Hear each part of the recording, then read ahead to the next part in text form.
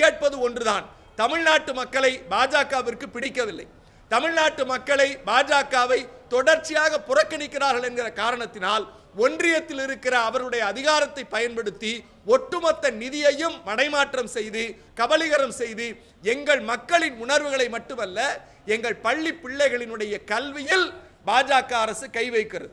அந்த பாஜக அரசினுடைய பிரதிநிதியாக இங்கே இருக்கக்கூடிய ஒரு அமைச்சர் இருக்கிறார். அதை கடந்து எதுவும் அறியாத தற்குறியாகிய ஒரு பாஜகவினுடைய மாநில தலைவர் இங்கே இருக்கிறார்.